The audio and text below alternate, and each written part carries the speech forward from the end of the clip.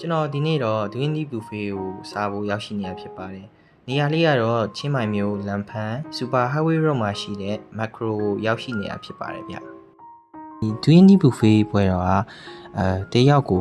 999ဘတ်နဲ့ပေါ့နော်။တယောက်ကို999ဘတ်နဲ့တစ်နာရီစားလို့ရတယ်။ဒီမှာအချိန်3ချိန်ခွဲထားတယ်ပေါ့နော်။ပထမအချိန်က7ကနေတစ်နာရီထိဒုတိယအချိန်က2နာရီကနေ3နာရီထိတတိယအချိန်က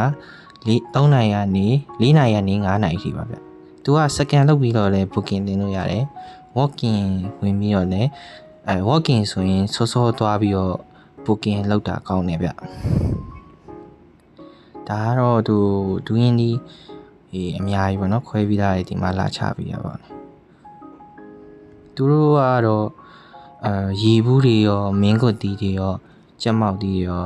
လိုက်ချီတီးရောအစုံချပေးရတယ်ပေါ့နော်ဒါတော့စတော့မှာပေါ့နော်သူကအနောက်ကအချိန်မှတ်ပြအောင်ဒါတော့ကျွန်တော်ယူခဲ့တာလေးပါကျွန်တော်2ယောက်3ခု4ခုလောက်ဆွဲခဲ့တယ်ပေါ့နော်တော်တော်လေးတော့အီးဗျစားလို့လည်းကောင်းတယ်အရန်နဲ့အနစ်တွေအများကြီးပဲပေါ့နော်ဒီမှာကြည့်ကြည့်ပါ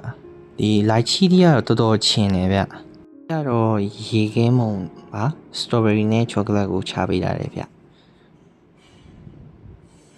ဒါတော့နောက်ထပ်ထပ်ချပေးရဲ့တွင်းနီးဘန်လေးတွေပါနောက်ထပ်ဗီဒီယိုတွေကိုလည်းအားပေးကြပါအောင်ဗျတတာ